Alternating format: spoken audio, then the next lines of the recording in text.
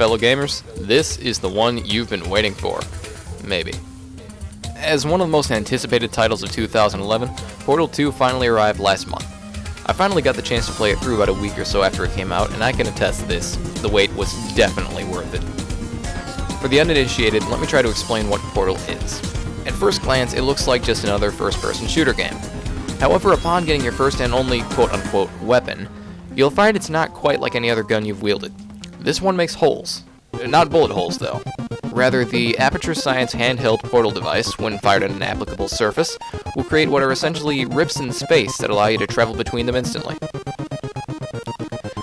This mechanic here allows for a lot of crazy physics to ensue, and the main element of the games is, in fact, manipulating these physics to get through the various test chambers.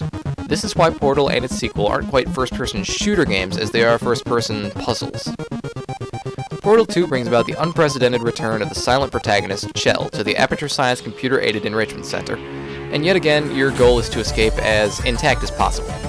And this time around, you'll be aided by an interesting little British personality construct named Wheatley. Hello!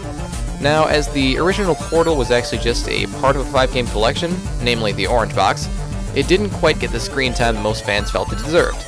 Now, the sequel is its own full-fledged game, and it's exponentially longer than the original. Everybody expected everything they got in the original and more, and boy, let me tell you, Valve did not disappoint. The physics challenges are as good and difficult as ever, with a few extra elements thrown in every now and then to keep things interesting.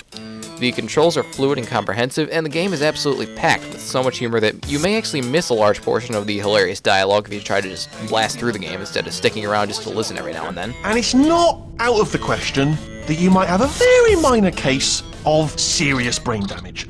I absolutely cannot recommend Portal and its sequel enough. If you got some spare cash, do yourself a huge favor and pick these games up ASAP. You will definitely not be disappointed.